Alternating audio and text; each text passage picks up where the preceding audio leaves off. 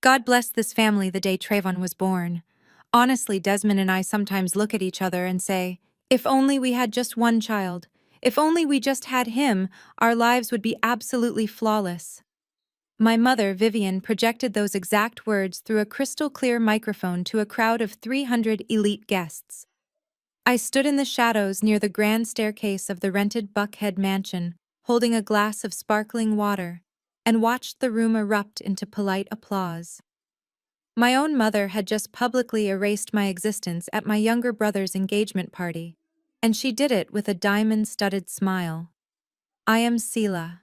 I am 32 years old, and for my entire life I have been the dark stain on my family's perfectly curated image.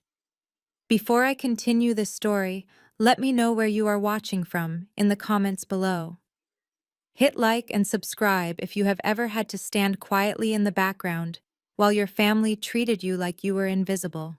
What my mother did not know as she raised her champagne glass to toast her golden boy was that the multi-million-dollar estate she was standing in belonged to a corporate portfolio that I exclusively controlled. She also did not know that her perfect son was about to lose everything. The applause died down, and the string quartet resumed playing a soft classical melody that echoed off the vaulted ceilings. I watched Trayvon step off the stage. At 29, he carried himself like he owned the world.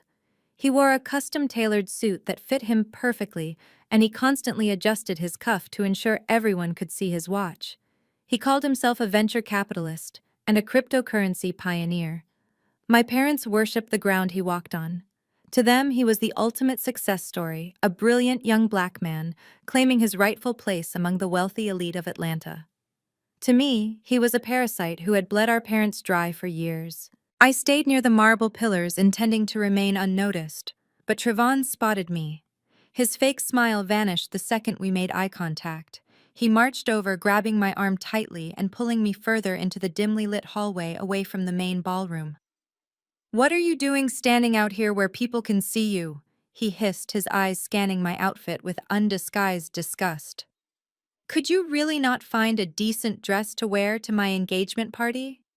You look like you just got off a shift at a diner." I looked down at my simple black sheath dress. It was understated, unbranded, and cost more than his entire rented wardrobe. But I was not about to explain quiet luxury to a man wearing a counterfeit watch. "I am wearing what I always wear, Trayvon," I replied, keeping my voice perfectly level and refusing to shrink under his glare. "You invited me." I showed up. "I invited you because Mom insisted we need family photos for the social media announcement," he snapped, checking his phone nervously. "But Sloan and her parents are going to be here any minute. Her family is old money from Silicon Valley. Her father sits on the board of 3 different banks. Sloan is a senior partner at a major venture capital firm. They expect excellence. They expect to meet my successful family. I cannot have them talking to someone who works as a customer service rep answering phones all day." "You mean the customer service job that paid for your car insurance last year when your crypto investments mysteriously crashed?" I asked, taking a slow sip of my water. His jaw clenched and a vein pulsed in his neck. "Keep your voice down. That was a temporary liquidity issue. I am a millionaire now. I rented this entire estate for the night to prove to Sloane's family that I operate on their level. I cannot have you ruining this with your loser energy. Just stay in the back, or better yet, go hang out in the kitchen with the catering staff until the photos happen." Before I could respond, my father Desmond stepped into the hallway. He smoothed his expensive silk tie, looking between Trayvon and me with immediate irritation. "Is there a problem here?" my father demanded. "Trayvon, you need to be at the front door. The valet just radioed that Sloane's parents have pulled into the driveway." "Dad, she is going to embarrass me," Trayvon whined, pointing at me like a petulant child throwing a tantrum. "Look at her. She is going to tell Sloane's parents that she does tech support for a living. It ruins my entire image." I told them we come from a lineage of entrepreneurs and highly educated professionals. My father turned to me, his expression hardening into the same look of profound disappointment I had received every day since I decided not to join his church administration board and chose to teach myself coding instead. "Sela, why must you always be so difficult?" My father sighed heavily, rubbing the bridge of his nose. Your brother is about to secure a marriage that will elevate this entire family. Sloane is a powerful woman from a highly connected family. This union is critical for Trayvon's business legacy and our standing in the community. Do not ruin this night for him with your lack of ambition and your stubborn attitude. I am simply standing in the hallway. Dad, I said calmly. I have not spoken to a single guest, nor do I plan to mingle with his friends. My father reached into his pocket and pulled out a crisp $100 bill. He folded it and tried to press it into my hand. Take this. He ordered, his voice dropping to a harsh, demanding whisper. Go out through the service exit in the kitchen. Call yourself a ride home. We will tell Sloane that you had a sudden work emergency and had to leave. It is better for everyone if you are just not here when they walk through those doors. I do not want them asking questions about why my daughter is 32 and still has no real career, no husband, and no prospects. I looked at the $100 bill resting against my palm. My father was trying to pay me to disappear so his golden son could continue living a lie. He was willing to erase me completely just to protect a fabricated image of wealth and success. After years of emotional neglect, after building my entire life from the ground up while they poured all their resources into a son who only knew how to take, this was what it had come down to. $100 to walk out the back door. I did not take the money. Instead, I let it flutter to the marble floor between us. Keep your money, Dad, I said, my voice dropping to a temperature that made him take a half step back. You are going to need every single penny of it very soon. What is that supposed to mean? Trayvon demanded, stepping forward aggressively, his fists balled at his sides. Are you threatening me? I did not answer him. I reached into my clutch and pulled out my phone. I opened my messages and found the chat with Donovan, my lead corporate attorney. I typed 3 simple words. Drop the net. I hit send, slipped the phone back into my bag, and looked at my brother and father. Their faces were twisted in anger and confusion, completely unaware that the solid ground beneath them was about to vanish forever. I think I will stay for the main course, I said, stepping around them and walking straight back into the glaring lights of the ballroom. I would not miss this for the world. I walked back into the ballroom, the crystal chandeliers casting a warm glow over the crowd of Atlanta's elite. My parents were busy working the room, shaking hands, and accepting congratulations on their son's brilliant catch. Trayvon was holding court near the ice sculpture, a glass of champagne in one hand, gesturing expansively with the other as he entertained a group of Sloane's relatives. He looked completely at ease, playing the role of the successful self-made venture capitalist to perfection. I found a quiet spot near the enormous floral arrangements that flanked the entrance to the dining room. I had just taken a sip of my water when I noticed a sudden shift in the atmosphere.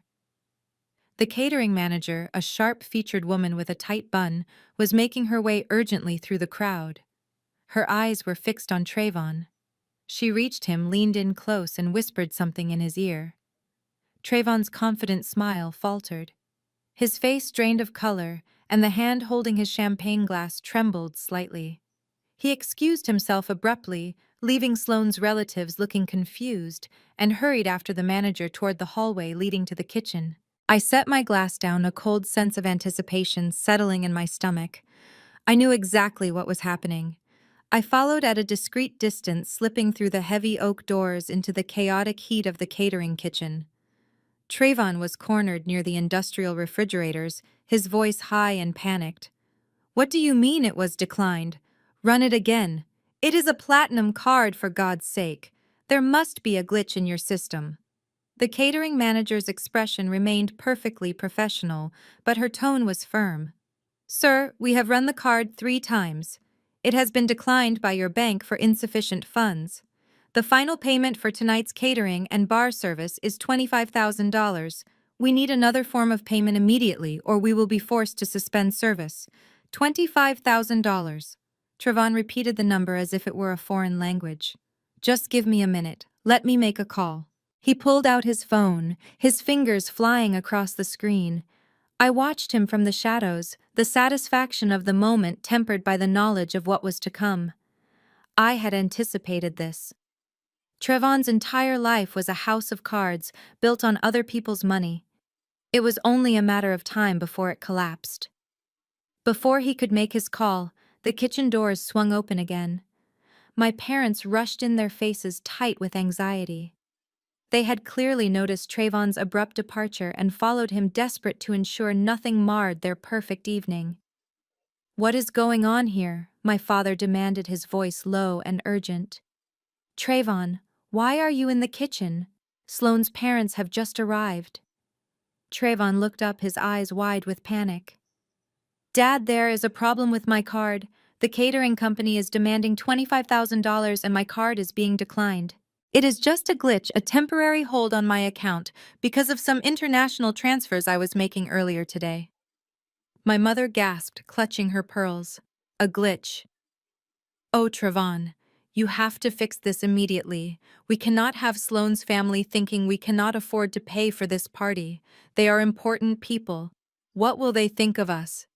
"I cannot fix it right now." "Mom," Trevon hissed, his panic escalating, "the bank is closed. I cannot get the hold lifted until Monday. We need another card. Now." My father reached for his wallet, his face grim. "I have my corporate card, but it has a $10,000 limit. Vivian, do you have your American Express?" My mother shook her head frantically. "I maxed it out buying my dress for tonight and paying for the floral arrangements you promised to reimburse me for Trayvon. We do not have $25,000 available right now." The panic in the room was palpable. They were cornered, trapped by their own desperation to maintain an illusion of wealth they did not possess. And then, as if on cue, all three pairs of eyes turned toward me. I was standing by the prep counters, watching the scene unfold with quiet amusement. "Selah," my father said, his voice dropping an octave, abandoning the demanding tone he usually reserved for me. "Come here." I stepped forward slowly, crossing my arms over my simple black dress. "Yes, Dad." "Your brother is in a bind," he said, his voice tight. "There has been a misunderstanding with his bank. We need you to cover the catering bill for tonight. Trevon will pay you back on Monday as soon as the hold on his account is lifted." I looked at him, then at my mother, then at Trayvon, whose face was a mask of desperate entitlement. "You want me to pay $25,000 for a party I was just told to leave?" I asked, keeping my voice perfectly level. "It is a loan, Selah," my mother snapped, her panic making her vicious. "Do not be so difficult. We are talking about your brother's future here. Sloane's family is white and powerful. They represent a level of society we have worked our entire lives to reach. Do you want him to lose face in front of them? Do you want to ruin his chances at a marriage that will secure his place in this world?" I looked at my mother, the woman who had spent 32 years telling me I was not enough, now demanding I finance the illusion she had created for her golden child. "I thought you said I was just a customer service rep," I replied calmly. "How exactly do you expect a customer service rep to have $25,000 available on a Saturday night?" My mother's face flushed with anger. "I know you have money saved up, Selah. You never spend anything on yourself. You live like a pauper in that tiny apartment. You have no husband, no children, no life. What do you need money for? Swipe the card. This is about family loyalty. This is about protecting our legacy." Legacy. I repeated the word, tasting bitter on my tongue. "Is that what you call this? A legacy built on lies and unpaid bills?" Trevin stepped forward, his fists clenched, his desperation overriding his usual arrogance. "Selah, please," he begged, his voice cracking. "If Sloane's parents find out about this, the engagement is off. Her father is already skeptical of me. He thinks I am not established enough for her. If the caterers cut off the service, it will be a disaster. Just put it on your card. I swear I will pay you back with interest." I looked at my brother, the venture capitalist who was currently begging his sister for catering money. The contrast was almost poetic. "No," I said simply. The word hung in the hot air of the kitchen. "What do you mean, no?" My father roared, his composure finally shattering. You selfish, ungrateful girl. We raised you. We put a roof over your head. And this is how you repay us, by abandoning your family in their time of need. You will swipe that card right now, or you will no longer be a part of this family. I felt a cold, hard knot form in my chest. They were threatening to disown me over a catering bill. They were willing to sacrifice their daughter to save their son's fabricated image. I am already not a part of this family, Dad, I said, my voice steady, despite the adrenaline coursing through my veins. You made that perfectly clear when you tried to pay me $100 to leave through the back door. My mother lunged forward, grabbing my arm, her nails digging into my skin. You little brat, she hissed, her face contorted with rage. You are going to ruin everything. You have always been jealous of Trevon. You have always wanted to see him fail. You are doing this on purpose to humiliate us. I shoved her hand away forcefully. My mother stumbled back, shock registering on her face. I had never physically defied her before. His card did not glitch, I said, my voice cutting through the tension like a blade. It declined because he is broke. He does not have $25,000, Mom. He does not have anything. He is a fraud, and you all know it. You have been covering for him for years, paying his debts, funding his lifestyle, pretending he is a success while you treat me like garbage. Well, the Bank of Sela is closed. My father raised his hand, his face purple with rage. I will teach you respect, he bellowed, stepping toward me. But before his hand could connect with my face, the heavy oak doors of the kitchen swung open. The noise of the ballroom spilled in a stark contrast to the venomous silence of our confrontation. Standing in the doorway, perfectly composed and devastatingly beautiful, was Sloane. My father froze.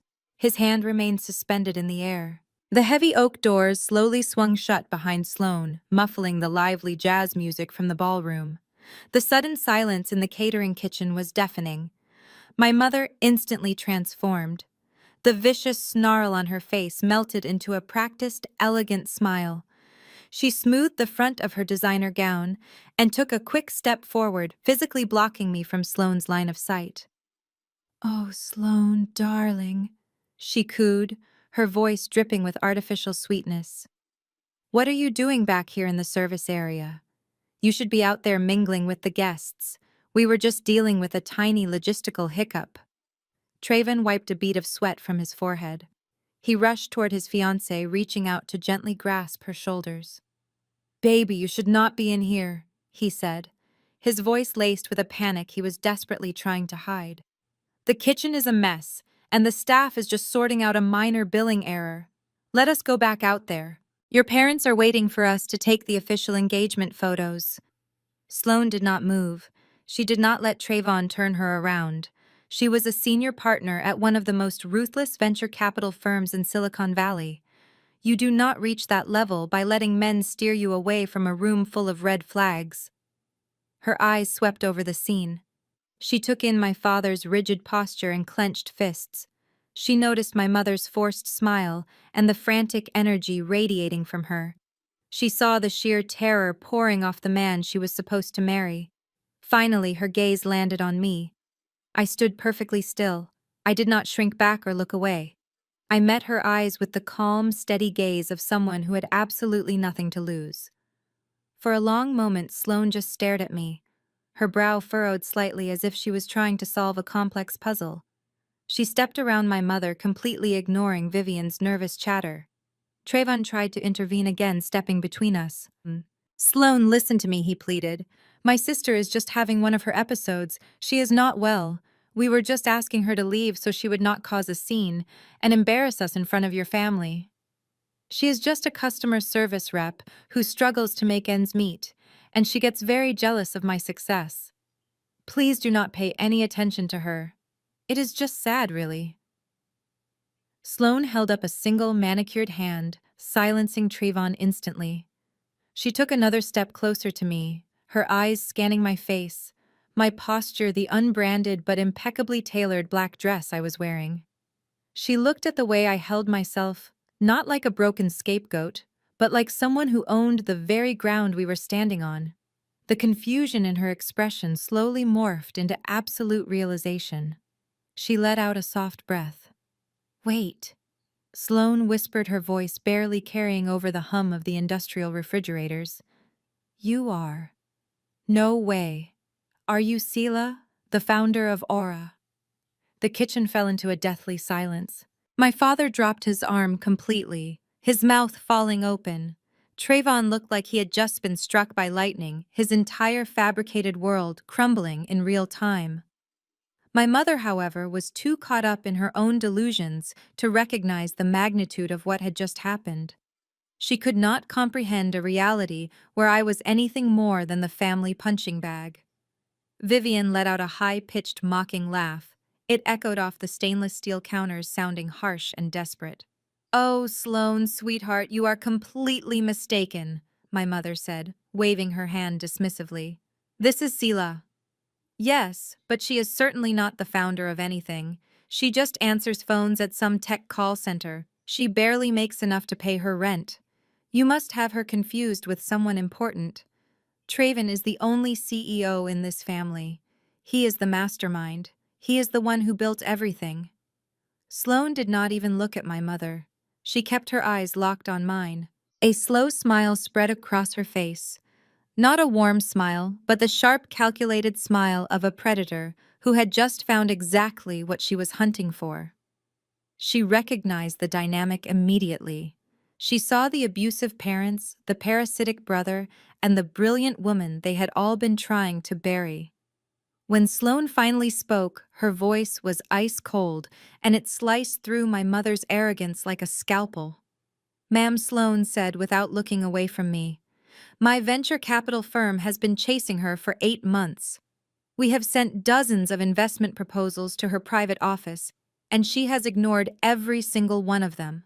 Forbes just valued her company at $800 million. The silence that followed was absolute. You could hear the faint hum of the industrial refrigerator and the distant clinking of glasses from the ballroom. My mother stood completely frozen with her mouth slightly open. The practiced smile she used for high society events had literally melted off her face. She looked back and forth between Sloane and me, trying to find a punchline to a joke that did not exist. My father was the first to break the silence. His face turned a deep shade of crimson, and he stepped aggressively toward Sloane. "Now listen here, young lady," my father barked, using his deepest, most authoritative voice. "I do not know what kind of scam you think you are running, or who told you these ridiculous lies, but you are highly mistaken. This is my daughter Sela. She is a college dropout who fixes computers and answers phones for a living. She does not own a company. She does not have a dime to her name. You are being scammed by someone using her face or her name." Sloane did not flinch. She just stared at my father with a look of pure clinical pity. "Sir, I run a venture capital firm that manages $4 billion in assets." Sloane said, her voice perfectly even. "I do not get scammed. I do not get. I know exactly who I am looking at. Sela built Aura from the ground up and revolutionized elite property management. She is a ghost in the media, but her financial footprint is undeniable." Trayvon was hyperventilating now. The sweat was visibly beading on his forehead, ruining his perfectly groomed appearance. He realized that the wealthy bride he was using to secure his fake legacy was slipping through his fingers. He lunged forward and grabbed Sloane by the shoulders, attempting to physically block her from looking at me. "Sloane, look at me," Trayvon pleaded, his voice cracking with desperation. "She is lying. She is a total imposter. I swear to you, she is mentally unstable. She has always been jealous of me and my success. She probably read about this Aura company online and is trying to steal the credit to impress you. She is a parasite, Sloane. You have to believe me." I watched my brother unravel. It was a masterclass in gaslighting. He was willing to call his own sister insane rather than admit he was a fraud. My parents immediately backed him up. "He is right," my mother chimed in, her voice shrill and frantic. "Sela has always been a deeply troubled girl. She makes up stories. You cannot believe a word she says, Sloane. Trayvon is the real genius here. Trayvon is the one with the investment portfolio. I let them talk. I let them dig the hole as deep as they possibly could. I watched Sloane look down at the hands Trayvon had wrapped around her shoulders. She calmly reached up and removed his hands, pushing him away with a look of profound disgust. I reached into my bag. My movements were slow and deliberate. I did not yell. I did not defend myself against their accusations of mental illness. I simply pulled out my iPad and unlocked the screen. Trayvon saw the device, and his eyes darted nervously toward the kitchen doors, as if calculating his escape route. My father took another threatening step toward me. "Put that away, Selah," my father ordered, his voice echoing off the tile walls. "Stop playing these games. You have ruined enough of this evening. You are going to march out the back door right now before I call security and have you thrown out of this estate." I smiled. It was a cold, sharp smile that finally made my father hesitate. "Security works for the property management company, Dad," I said softly, tapping the screen of my iPad. "And the property management company works for Aura." Trayvon swallowed hard. He took a step backward, bumping into a prep table. "You keep telling Sloane that I am a jealous imposter." I continued, keeping my eyes locked on my brother. "You keep telling everyone that you are a self-made millionaire who spared no expense for this engagement party. You bragged to the entire ballroom that you rented this magnificent Buckhead estate out of your own pocket just to show Sloane family how wealthy you are." Trayvon opened his mouth to speak, but no words came out. He just stared at the iPad in my hands like it was a loaded weapon. I took a step forward, closing the distance between us. "If I am an imposter," I asked, my voice echoing in the dead quiet of the kitchen, "who owns this exclusive mega mansion you supposedly rented for tonight?" I watched the color drain from my brother's face as the question hung in the air. He opened his mouth, but no sound came out. The swagger, the counterfeit confidence, the carefully constructed persona of a successful venture capitalist. It all evaporated in a single second. My mother let out a nervous, high-pitched laugh. "What kind of ridiculous question is that, Selah?" she said, stepping closer to Trayvon as if to shield him from my words. "Your brother rented this estate. He showed us the booking confirmation himself. He paid for it with his own money to celebrate his engagement. Stop trying to ruin his special night with your delusional fantasies." I ignored her and turned my attention to the large flat-screen television mounted on the kitchen wall, usually reserved for displaying catering menus and event schedules. With a quick swipe on my iPad, I mirrored my screen to the television. "Let us look at that booking confirmation, shall we?" I said, my voice steady and clear. The television screen flickered to life, displaying the internal property management dashboard of Aura. The interface was sleek and proprietary, displaying data that only executive-level administrators could access. I tapped a few times, pulling up the specific file for the Buckhead estate we were currently standing in. The screen displayed the property details, the astronomical nightly rental rate, and the ownership records.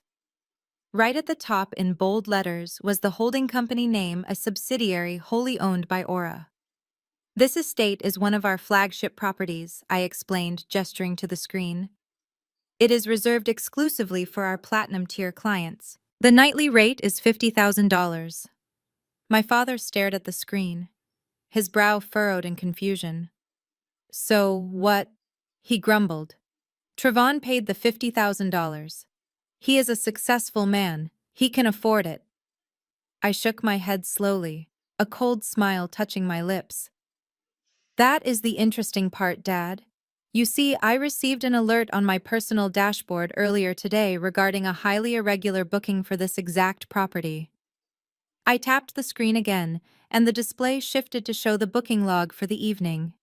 The booking was not made by a platinum client.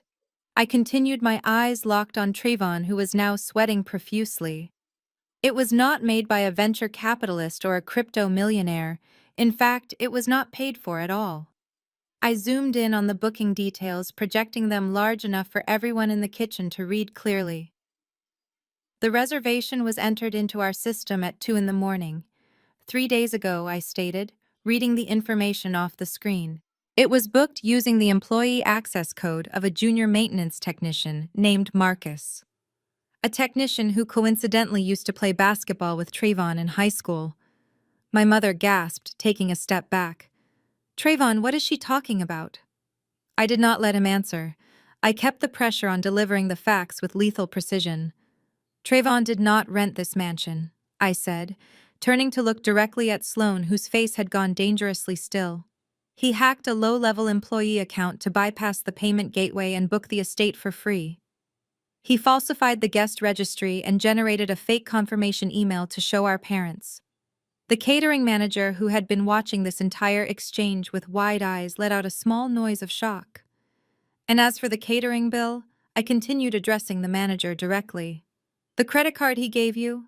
The one that was just declined, it is not a platinum corporate card. It is a prepaid debit card that he likely bought at a gas station.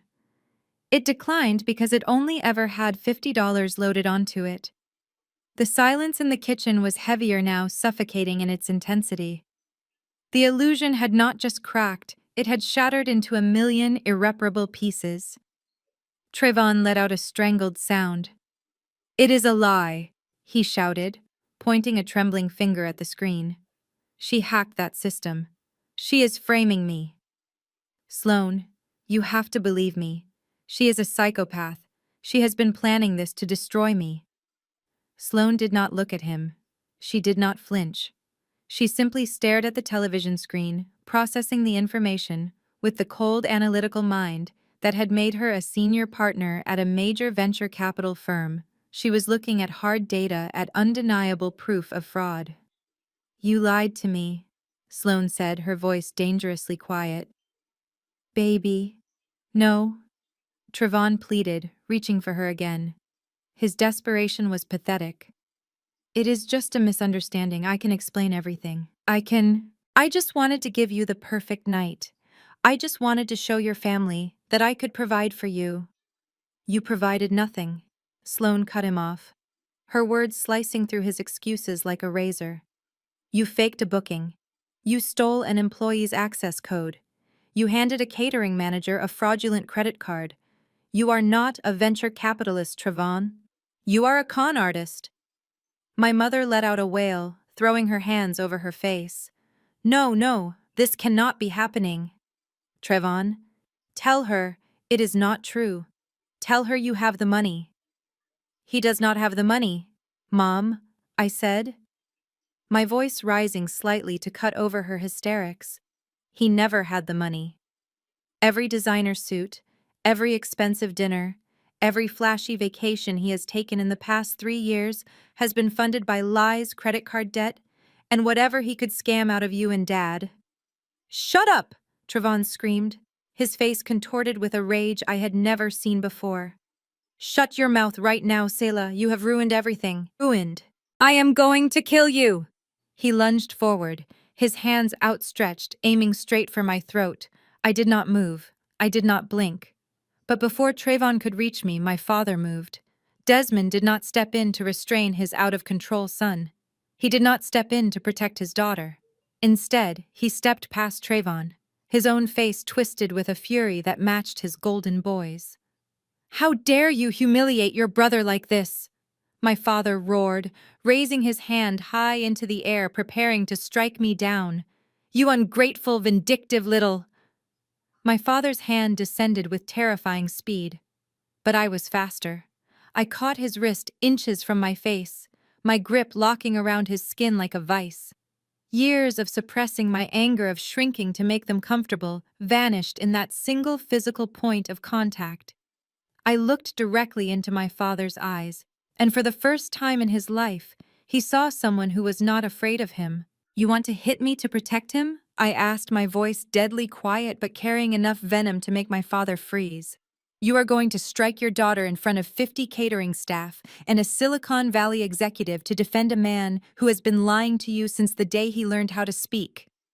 I shoved his arm back hard enough that he stumbled slightly against the prep table. He looked down at his wrist, then up at me, his expression a mixture of fury and genuine shock. My mother let out a small, terrified gasp, covering her mouth with both hands. Trayvon stood paralyzed against the industrial refrigerators, his chest heaving, his eyes darting frantically around the room as if searching for an escape hatch that did not exist. "You do not understand anything," my father growled, trying to regain his dominant posture, though his voice lacked its usual booming authority. "Your brother is building an empire. He has a vision. You are just trying to tear him down because you cannot stand that he is achieving what you never could. He had a temporary setback today, but he is managing millions." I let out a sharp, humorless laugh that echoed off the stainless steel walls. "Managing millions?" I repeated the words, dripping with contempt. "Is that what he told you, Dad? Did he tell you he was managing millions when you and Mom secretly mortgaged the retirement home you spent 30 years paying off just to hand him $300,000 in startup capital?" The catering kitchen went so silent, you could hear the soft whir of the ventilation system. Sloane, who had been watching the scene unfold with the detached calculation of an apex predator, suddenly tilted her head, her eyes narrowing as she absorbed this new piece of information. My mother's face drained of all color, turning an ashen gray that matched her silver hair. "Desmond," she whispered, her voice barely audible, looking at my father with wide, terrified eyes. "How does she know about the house? We swore we would never tell anyone. We signed the papers in secret." "How do I know?" I asked, turning my attention to my mother. "Because when Trevon missed the first 3 mortgage payments, the bank sent the delinquency notices to my old apartment address, which he conveniently used as his secondary mailing address to hide the paper trail from you both. You handed him the deed to your future, and he did not even have the decency to pay the interest." "It is an investment," my father barked, though a fine sheen of sweat had broken out on his forehead. "It takes money to make money. Trevon put that capital into high-yield crypto portfolios. The market fluctuates, Selah. You would not understand high-level finance. He is going to see a tenfold return by next quarter. He promised us." I looked at Trayvon. He was visibly shaking now, pressing himself so hard against the refrigerator door it looked like he was trying to phase through the solid metal. His golden child armor had completely dissolved, leaving behind nothing but a terrified little boy caught in a lie. "Tell them, Trevon," I commanded, my voice echoing in the stifling heat of the kitchen. "Tell your parents where their retirement fund went. Tell them about the high-level finance you were executing." He shook his head frantically, his eyes wide and pleading.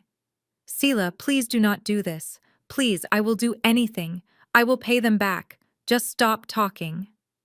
"I will not stop," I said, turning back to my iPad. The screen on the kitchen wall shifted from the property records to a highly detailed financial dashboard. "You want to know about his investments, Dad? Let us look at the portfolio." I tapped a few keys and a series of transaction logs populated the large screen. Row after row of red numbers, transfers, withdrawals, and massive financial hemorrhages. "He did not put your $300,000 into a tech startup or a crypto portfolio," I explained, tracing the lines of data on the screen. "He wired $80,000 to an offshore account registered in the Bahamas, which was flagged by federal authorities as a known crypto scam 3 weeks later." The money vanished instantly. My mother clutched her chest, swaying slightly on her feet. "No," she moaned, her voice thick with denial. "Trayvon told us he was buying server farms. He showed us the blueprints. He downloaded those blueprints from Google Images, Mom." I said, my tone unrelenting. "But the scam was just the beginning. Let us look at where the rest of your retirement went." I swiped to the next page of the transaction log. The screen filled with names of luxury casinos, high-stakes online betting platforms, and elite velvet rope nightclubs in Las Vegas. The amounts were staggering. 10,000 here, 20,000 there, all bleeding out of the account in rapid succession. He blew the remaining $220,000 at the blackjack tables and VIP sports betting lounges in Vegas over the course of exactly 8 weeks. I stated, the raw data backing up every word. He was dropping $5,000 a night on bottle service, while the bank was mailing foreclosure warnings to my apartment. Your golden boy did not build an empire. He built a mountain of gambling debt, and he financed his losing streak with the roof over your heads. The kitchen descended into absolute chaos. My mother let out a gut-wrenching wail, collapsing against the prep counter, her perfectly manicured hands gripping the stainless steel edge as if it were the only thing keeping her tethered to the earth. My father stared at the screen, his eyes tracking the long list of casino charges, his chest heaving with ragged, uneven breaths. The reality of his ruined financial future was colliding violently with the image of the son he idolized. Sloane stood perfectly still, absorbing the magnitude of the deception. The man she had agreed to marry was not just broke. He was a pathological liar who had essentially robbed his own parents to fund a gambling addiction. The disgust on her face was palpable, a cold, hard revulsion that signaled the absolute end of whatever relationship they had. Trevon fell to his knees on the slick kitchen floor, his designer suit bunching awkwardly around his legs. He covered his face with his hands, his shoulders shaking with loud, theatrical sobs. It was a sickness, he wailed, looking up at my mother through his tears. I could not stop, Mom. I was trying to win it back for you. I swear I was just trying to double it so I could buy you a bigger house. I just needed one more good hand. I looked down at him, feeling absolutely nothing but a profound sense of closure. He blew it all on offshore crypto scams in Vegas casinos in 2 months. I said, my voice cutting through his pathetic apologies. And the worst part is, Dad, he did not even buy you a nice watch with your own money before he lost the rest of it. My father stared at the large television screen, his chest rising and falling in rapid, shallow breaths as the reality of his ruined retirement washed over him. The transaction logs, glowing in harsh white and red numbers, were undeniable, but my mother absolutely refused to look at the facts. She dropped to the floor, wrapping her arms protectively around Trayvon, who was still sobbing into his hands. He was just scammed, Desmond, my mother cried out, her voice echoing off the sterile tile walls of the catering kitchen. Look at him. He is a victim here. People lose money in investments all the time. He was trying to build generational wealth for this family. The market is just volatile right now. He had good intentions. Playing blackjack in the Bellagio High Roller Lounge is not a volatile market, Mom, I said, my voice devoid of any sympathy. It is a severe gambling addiction. He sat at a table and handed the deed to your house directly to a dealer while sipping complimentary champagne. There is no victim here except you and Dad, and you volunteered for the position. My mother snapped her head toward me, her eyes blazing with a toxic mixture of desperation and furious entitlement. She scrambled to her feet, leaving Trayvon shivering on the floor. You fix this, then, she screamed, pointing a trembling finger at my face. You fix this right now. You heard what Sloane said. You are a billionaire, Seela. You have $800 million sitting in some bank account while you let your own flesh and blood suffer. You can pay off the mortgage today. You can give your brother the capital he needs to start over and clear his debts. Write a check, Seela. Write a check and save your family. I looked at the woman who had birthed me, the woman who had spent my entire life measuring my worth by how much I shrank to make room for my brother's fragile ego. You really think this is about money, Mom? I asked, taking a slow, deliberate step toward her. You think writing a check will fix the fact that you and Dad raised a man-child who feels completely entitled to steal from his own parents? You watch your tone when you speak to your mother, my father warned, though his voice lacked its usual booming authority. He looked broken, but his patriarchal pride was still fighting for survival. She is right, Seela. If you have this kind of wealth, it is your duty to protect the family name. What happens when the church congregation finds out we are facing foreclosure? What happens to our standing in the community? You owe us this. We gave you life. Your standing in the community, I repeated, shaking my head in absolute disgust. That is all you care about. The optics. You are so obsessed with portraying the perfect black elite family in Atlanta that you enabled a parasite. You told me I was an embarrassment for building a real business from scratch because it did not look glamorous enough for your Sunday dinners. You demanded excellence from your daughter, but you demanded absolutely nothing from your son except his mere existence. I gestured toward Trevon, who was slowly pushing himself up from the floor. You expect black women to be the mules of the family? I continued, my voice rising with years of suppressed frustration.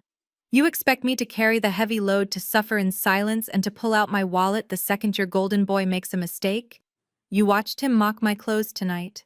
You handed me $100 bill and told me to leave through the back door so I would not ruin his fake billionaire aesthetic. And now you expect me to use the empire I built while you were throwing me away to clean up his massive mess. The answer is no. My mother gasped, clutching her chest as if I had physically struck her. You are a monster, she hissed. You are going to let your brother go down in flames just to prove a point. I am going to let my brother face the natural consequences of his actions, I corrected her coldly. Something you should have let him do 20 years ago. Trayvon leaned heavily against the stainless steel prep table. He ignored my words completely. His eyes were fixed entirely on Sloane, who had been standing silently near the exit doors observing the entire breakdown with clinical precision. The illusion of the wealthy venture capitalist was completely gone, leaving only a desperate con artist trying to secure his final mark. Sloane. Please, Trevon begged, taking a hesitant step toward her. His voice took on that smooth, manipulative tone he always used when he was trying to charm his way out of a corner. You know me. You know my heart, baby. I made a terrible mistake, but I can fix this. We can fix this together. Sloane did not blink. She simply watched him approach. Your firm can front me a bridge loan. Trevon continued his desperation, making him reckless. Just a small injection of capital to cover my parents' house and get my portfolio back in the green. It is pocket change for a firm like yours, Sloane. We are going to be married. We are partners. You know how hard it is for a black man to get traditional funding in the tech space. I just had to hustle to get my foot in the door. Do not let my sister ruin what we have. She is just trying to tear a successful black man down. The absolute audacity of his statement hung in the hot air of the kitchen. He was actually trying to weaponize his race and play the victim card to a venture capital partner after just being exposed for stealing from his own elderly parents to gamble in Las Vegas. Sloane looked at Trevon as if he were a new species of insect she had just discovered under a microscope. She did not yell. She did not cry. The cold, analytical mind that made her a predator in boardrooms across Silicon Valley was fully engaged. She reached out and took hold of the massive diamond engagement ring on her left hand. She twisted the ring, sliding it smoothly off her finger. The heavy piece of jewelry made a sharp, crisp clink as she dropped it onto the metal prep counter between them. You did not just con your parents, Trevon Sloane said, her voice dropping to a freezing whisper that commanded the entire room. You were using me to access my family's wealth. The heavy diamond ring spun on the stainless steel counter before coming to a complete stop. Trayvon stared at the ring as if it were a venomous snake. The sudden noise seemed to echo forever in the stifling heat of the catering kitchen. The smell of expensive, unserved appetizers hung heavy in the air, while the catering staff huddled silently in the corner, watching the destruction of a wealthy family play out in real time. Trevon dropped to his knees right there on the slick tile floor. His designer suit pants soaked up a small puddle of spilled water, but he did not seem to care. He reached out, grabbing the hem of Sloane's dress with trembling hands. Baby, please, you cannot do this, he begged, his voice cracking into a pathetic whine. I love you. The money does not matter. We can build our own legacy together. I just made a bad call because I was trying to impress your father. You know how much pressure I was under. Sloane took a deliberate step backward, pulling the expensive fabric of her dress out of his desperate grasp. She looked down at him with a mixture of profound boredom and absolute disgust. Build our own legacy, Sloane repeated, her tone completely flat and devoid of any sympathy. You do not even know what a capitalization table is, Trevon. I ran deep background checks on you months ago. I knew your cryptocurrency startup was a hollow shell company. I knew your luxury cars were leased and you were barely making the payments. My parents gasped in unison. Trevon looked up at her, his eyes wide with pure shock. The tears streaking down his face seemed to freeze. You knew, he whispered. Of course I knew, Sloane said coldly, adjusting the strap of her evening gown. I am a senior partner at a multi-billion-dollar venture capital firm.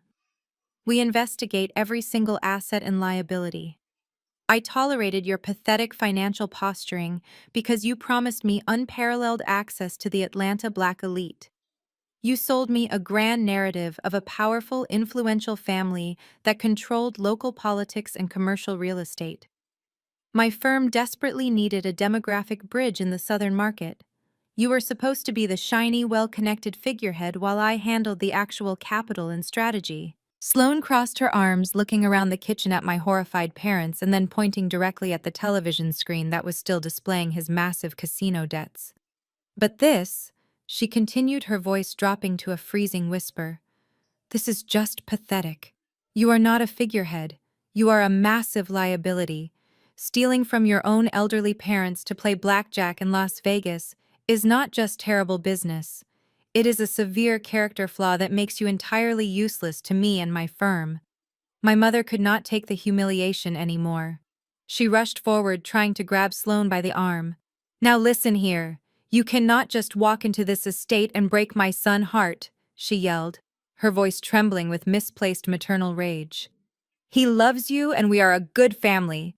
You cannot just throw him away like trash because of a simple mistake. Sloane slowly turned her head and gave my mother a look so terrifyingly cold, it could have stopped a beating heart. Do not touch me, ma'am, Sloane warned, stepping back to maintain her physical boundary. And do not ever talk to me about being a good family. You secretly mortgaged your retirement to fund a gambling addict just to keep up appearances at your country club. Your financial literacy is as bankrupt as your son. You enable a parasite because you care more about Sunday dinner gossip than actual generational wealth. My mother flinched violently, as if she had been slapped across the face. She stumbled back, bumping into my father, who was too stunned to even speak. His golden boy was being verbally dismantled and utterly destroyed by the very woman he thought would secure their family status forever. Trevon scrambled to his feet, his face red with humiliation and panic. Sloane? You are making a massive mistake, he shouted, trying to salvage his shattered ego. You need me. You said it yourself that your firm needs my local connections. You cannot navigate the southern market without me guiding you. Sloane did not even acknowledge his outburst. She completely ignored his existence, as if he were nothing more than an annoying stain on the floor. Instead, she turned her back to him and walked directly toward me. The air in the kitchen shifted immediately. The chaotic, desperate energy Trevon was projecting crashed against the calm, collected presence Sloane and I maintained. She stopped a few feet away from me. Her eyes scanned my face, and I saw a genuine flicker of professional respect replace the disgust she had just shown my brother. She reached into her elegant clutch and pulled out a sleek, matte black business card, holding it out to me. I knew Aura was a ghost in the industry. Sloane said, her voice changing from hostile to entirely professional. My analysts have been trying to uncover the founder identity for the better part of a year. We tracked the holding companies and we followed the real estate acquisitions. But you buried your paper trail beautifully. I had absolutely no idea the brilliant mind behind the platform was hiding in plain sight, enduring this absurd family circus. I took the business card from her hand. It felt heavy and expensive. I have always preferred to let the work speak for itself, I replied smoothly, meeting her gaze. Loud people usually have the least to say. Sloane let out a short, genuine laugh. She glanced over her shoulder at Trevon, who was watching us with wide, terrified eyes. Then she turned back to me, locking in on the only thing that mattered to either of us now. Forget this clown, Sloane said, dismissing her former fiancé with a single wave of her hand. Sela, my legal team will be at Aura headquarters on Monday morning. Let us close that $50 million deal. Thoughts. The offer hung in the heavy kitchen air. $50 million. It was exactly the series of funding round Aura needed to expand our European portfolio. Sloane was not offering this out of charity or spite. She was a shark who recognized another shark. She had come to Atlanta looking for a solid investment, and she had just found the real prize. My father let out a choked, wet sound. 50 million, he gasped, grasping the edge of the metal prep table to keep himself upright. You are talking about $50 million. I did not look at my father. I did not look at my mother, who was openly weeping now, clutching her ruined designer dress. I kept my eyes firmly on Sloane. I reached out my hand, feeling the ultimate vindication wash over me. Monday at 9 in the morning, I said. My legal team will have the term sheets ready for your review. Sloane smiled firmly and shook my hand. Her grip was strong and certain. It was the exact moment the power dynamic in my family permanently shifted. The golden child was officially worthless, and the invisible daughter was holding the keys to the kingdom. Seeing us shake hands broke something deep and fragile inside Trayvon. The humiliation of being discarded by his wealthy fiancée was bad enough, but watching her immediately offer tens of millions of dollars to the sister he had spent his entire life belittling completely shattered his mind. He let out a visceral, primal scream. It did not sound human. It was the sound of a bloated ego violently imploding in real time. No, Trayvon roared, his face contorting into a mask of pure, unadulterated rage. You do not get to do this to me. You do not get to take what is mine. He lowered his head and lunged forward, charging across the slick kitchen floor with his fists raised, aiming a violent physical attack directly at both women who had just ended his life. He never made it to us. Before Trayvon could close the distance and lay a single finger on Sloane or me, the heavy double doors of the catering kitchen burst open with a deafening crash. The sudden noise froze everyone in their tracks. Two uniformed Atlanta police officers stormed into the room, their heavy boots thudding against the tile floor. They moved with practiced, tactical precision, zeroing in on the furious man charging toward two unarmed women. Before Trayvon even realized what was happening, the larger of the two officers tackled him from the side. The impact sent them both crashing into a stainless steel prep station, sending a tray of crystal champagne flutes shattering onto the floor. Get off me! Trayvon screamed, thrashing wildly as the officer pinned his arms behind his back. Do you know who I am? I am a venture capitalist. This is my engagement party. My mother let out a blood-curdling shriek. She lunged toward the officers, slapping at their broad shoulders with her manicured hands. Get your hands off my son, she wailed, her voice cracking with hysteria. He is a good boy. He was just upset. You cannot do this to us. We are a respectable family. Do you know who we are in this community? Ma'am, step back right now, or you will be arrested for assaulting a police officer, the second cop ordered, placing his hand firmly on his duty belt. My father grabbed my mother by the waist, pulling her back, though his own face was twisted in a mixture of outrage and terror. This is a private family matter, my father bellowed, trying to use his booming voice to command authority he no longer possessed. My son was just having an emotional reaction to a misunderstanding. There is no need for law enforcement. I demand you release him immediately.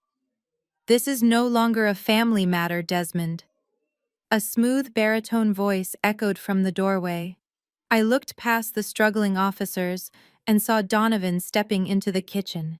My lead corporate attorney looked immaculate in a charcoal bespoke suit, holding a thick leather briefcase in one hand and a manila folder in the other. Donovan was a force of nature in the courtroom, a man who had built his reputation dismantling fraudulent executives and protecting corporate empires. He surveyed the chaotic kitchen with absolute disdain. Who the hell are you? My father demanded, stepping in front of my mother as if to shield her from the lawyer's calm gaze. I am the man who is going to make sure your son goes to prison, Donovan replied smoothly, walking over to stand beside me. He gave Sloane a polite nod of acknowledgement, which she returned with a look of professional respect. Then Donovan turned his attention to my parents. My name is Donovan, and I represent Sela and her company Aura.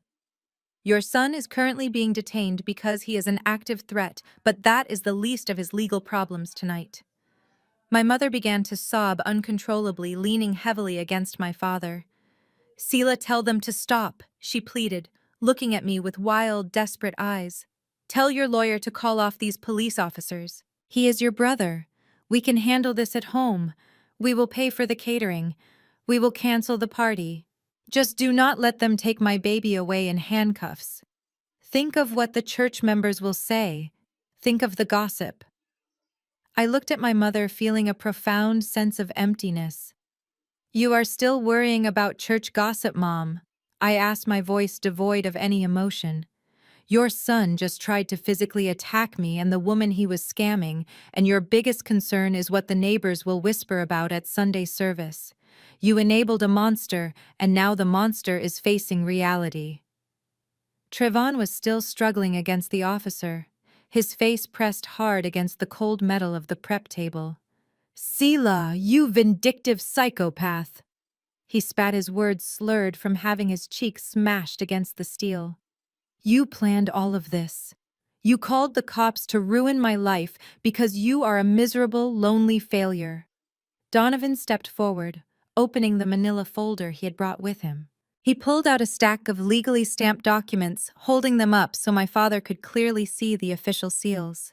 Actually, Trevon Donovan said, his voice projecting a lethal calm. I called the police, and I did not do it because Sela is vindictive. I did it because you are a criminal. When my client alerted me to your unauthorized use of Aura property today, I initiated an immediate audit of your recent digital footprint.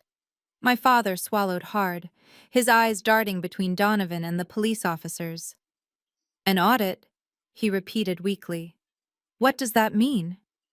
It means we looked into exactly how your son managed to secure the funding he blew at the Bellagio, Donovan explained, turning his gaze to my father. You thought he only burned the $300,000 you gave him from your reverse mortgage. But a man with a gambling addiction does not stop when the bank runs dry. He finds another source of capital. My mother stopped crying. The kitchen went entirely still, save for the heavy breathing of my brother against the table. Trevon suddenly stopped fighting the officers. His body went completely rigid, and the lingering defiance in his eyes was instantly replaced by pure, unadulterated terror. Donovan looked down at Trevon, tapping the legal documents against the palm of his hand.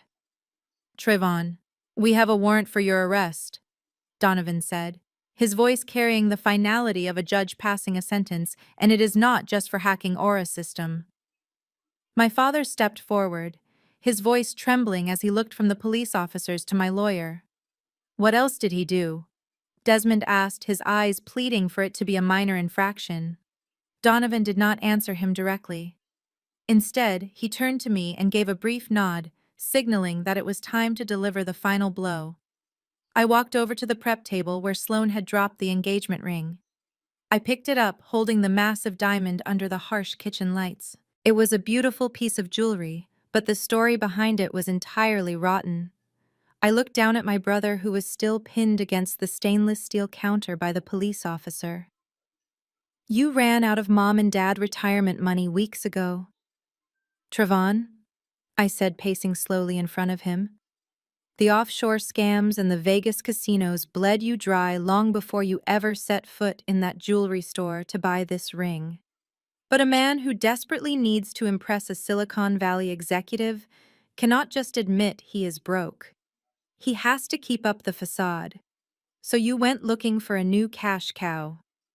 My mother was hyperventilating now, clutching her chest as she leaned against my father. Where did you get the money? Trevon, she cried out. Tell me you did not borrow from dangerous people. He did not just borrow from dangerous people. Mom, I answered for him. He borrowed from them using my name. I tapped my iPad, mirroring a new set of documents to the kitchen television. The screen filled with loan agreements, bank transfers, and digital signatures.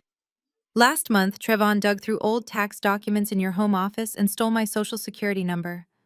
He used my identity, my pristine credit score, and my corporate background to secure a $500,000 loan from a predatory shadow lending group based out of Miami. Sloane let out a sharp breath, shaking her head in absolute disbelief. You forged a $500,000 loan in your sister's name just to buy a ring and rent some luxury cars? Sloane asked, her voice laced with pure venom. Trayvon squirmed under the officer grip, his face a mask of sweat and tears. I was going to pay it back, he sobbed, looking frantically at me. Sela, I swear I had a guaranteed investment lined up.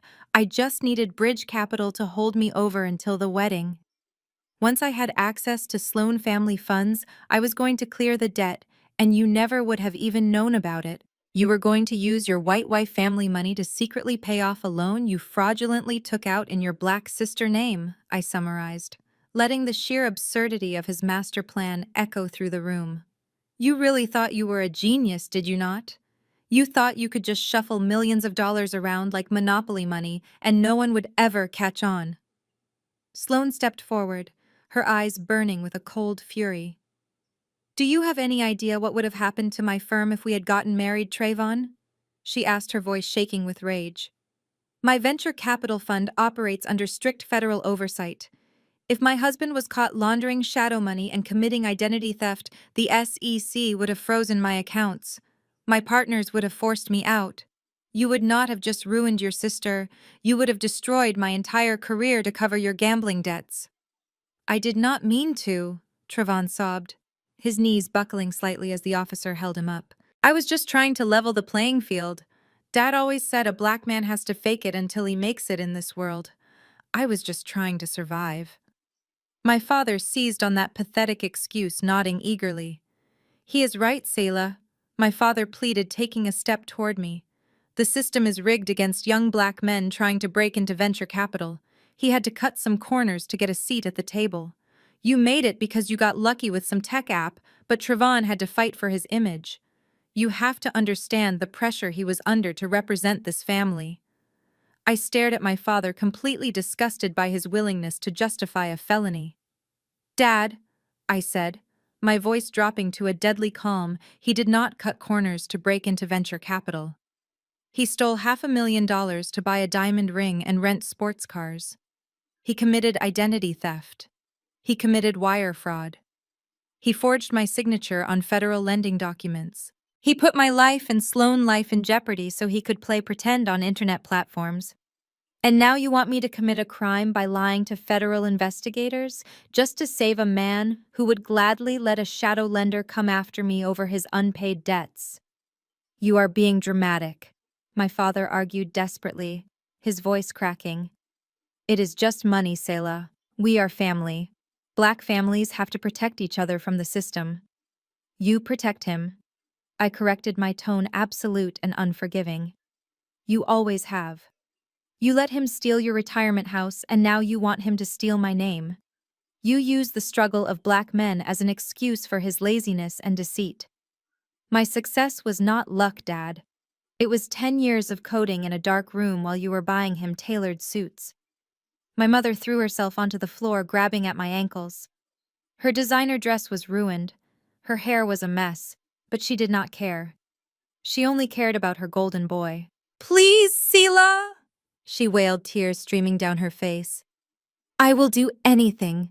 Your father and I will work for the rest of our lives to pay you back. Just do not press charges. He will not survive in prison. They will eat him alive.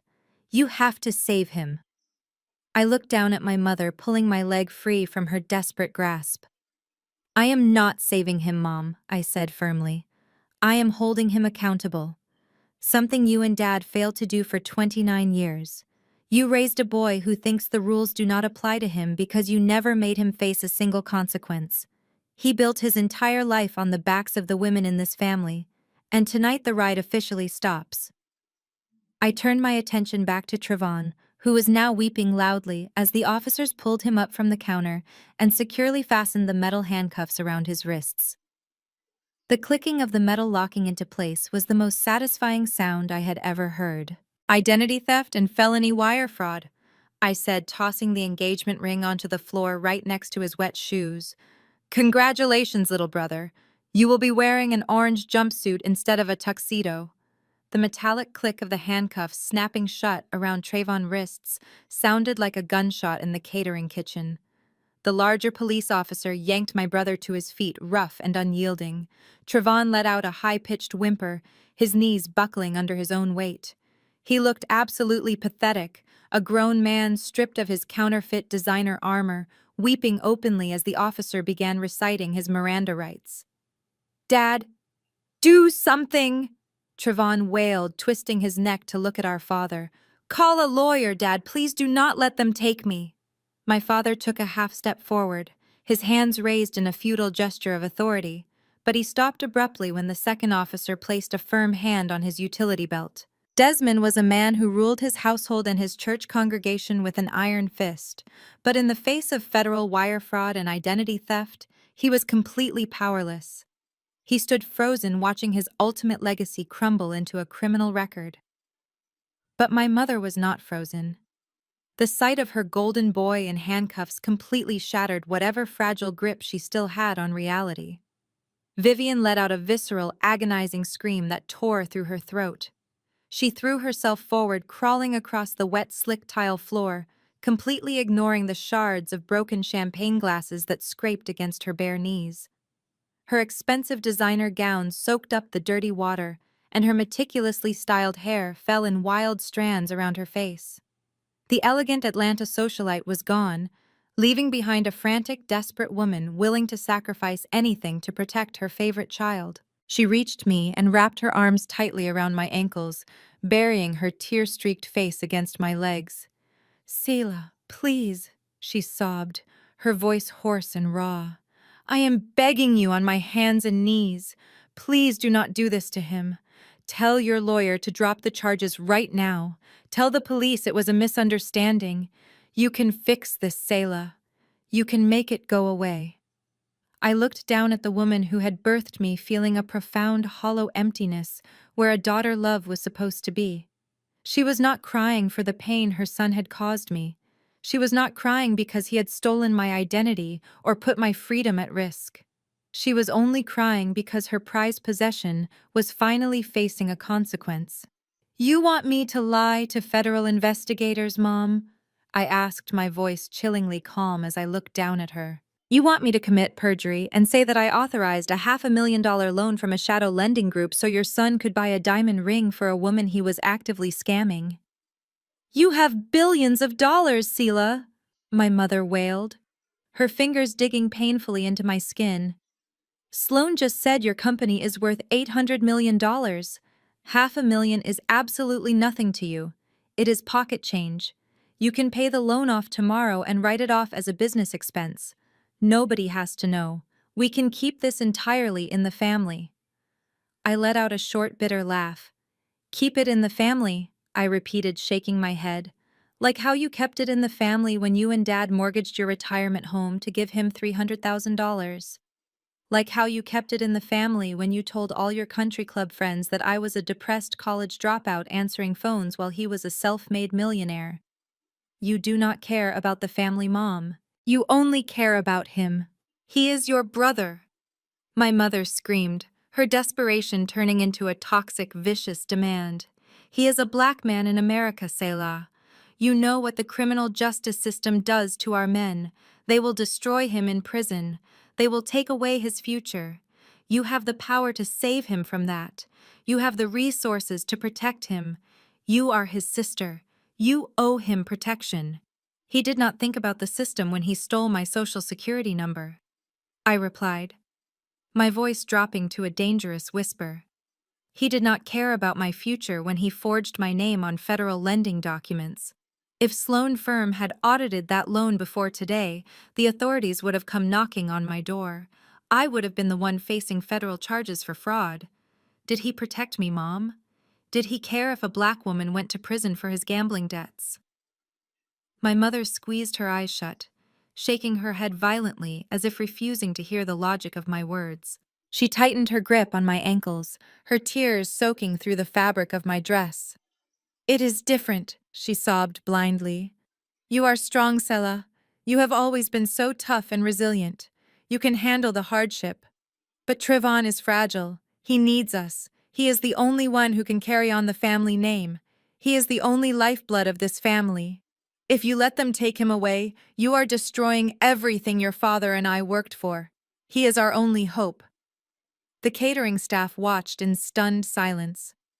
Donovan stood beside me, his expression a mask of professional disgust. Sloane was watching my mother with a look of pure revulsion, clearly horrified by the depth of the enabling she was witnessing. I looked down at the top of my mother's head, processing the sheer audacity of her words. She was literally kneeling at the feet of a billionaire daughter, a woman who had built an empire entirely on her own, yet she was still calling the unemployed gambling addict in handcuffs the lifeblood of the family. I reached down and firmly grasped my mother's wrists. My grip was not gentle.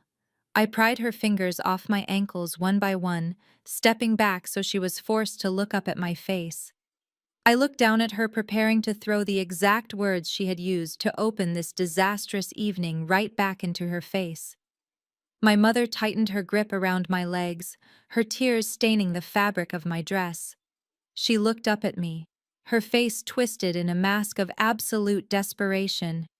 The woman who had spent my entire life treating me like a nuisance was now treating me like a savior, but it was only to rescue the son who had just bankrupted her. I looked down at her, feeling no pity, no guilt, no obligation. I reached down and firmly grasped my mother's wrists. My grip was not gentle. I pried her fingers off my ankles one by one, stepping back so she was forced to look up at my face. "The only lifeblood of this family?" I asked, my voice echoing off the stainless steel cabinets. "Is that what he is, Mom? Because less than an hour ago you stood on a stage in front of 300 of Atlanta's most elite socialites, church elders, and politicians. You held up a glass of champagne, and you announced to the entire room that God blessed you with Trevon." My mother opened her mouth to speak, but I did not let her. "You said that sometimes you and Dad wish you only had one child," I continued, my words falling like heavy stones in the silent kitchen. "You wished out loud that Trevon was your only offspring, because then your lives would be absolutely flawless.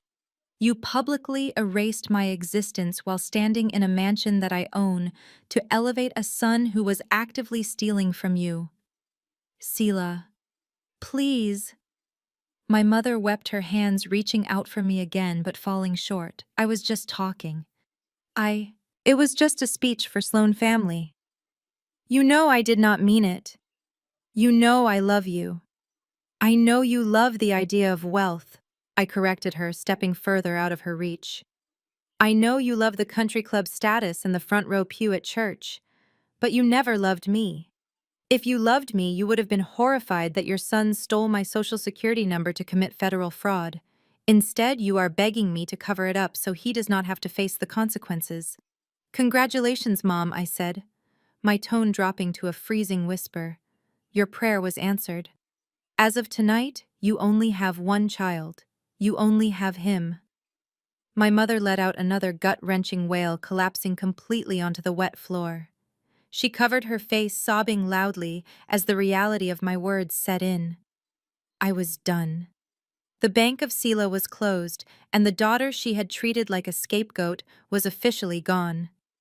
Desmond stepped forward, his face a mixture of rage and panic. He looked at the police officers who were now securing Trevon and reading him his Miranda rights. Then he looked at me, his eyes narrowing with a toxic paternal authority that no longer held any power over me. "You cannot do this, Sela," my father demanded, his voice shaking. "You cannot just walk away from your family. We share the same blood. We are your parents. You are acting like a cold-hearted stranger. What kind of black woman sends her own brother to the system? Do you know what they do to young black men in prison? You are betraying your own people." I turned my full attention to my father, letting his manipulative guilt trip wash over me without leaving a single mark. Do not dare weaponize my race or my womanhood to cover up his crimes. Dad, I warned, pointing a finger directly at his chest. The system did not forge my signature. The system did not gamble away your retirement home. Trayvon did that. He made those choices. And you helped him do it by teaching him that he never had to be accountable for anything. He made a mistake, my father argued desperately. We can handle this internally. We can put him in rehab. We can fix his credit. You have the resources to make this right. I have the resources because I worked for them, I replied sharply. I built Aura while you were busy paying off his credit cards. I slept on a mattress on the floor for 2 years coding algorithms while you were buying him luxury car leases so he could look the part of a successful man. You want to talk about betraying our people, Dad? How about raising a black man who thinks it is acceptable to steal from a black woman who actually put in the work? Trayvon let out a loud sob as the officers began to guide him toward the kitchen exit. Dad, do not let them take me, Trayvon begged, dragging his feet against the tile. Mom, please do something.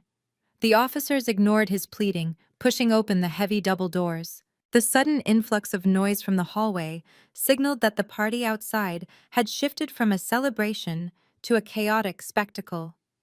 My mother scrambled to her feet, chasing after the officers. Wait!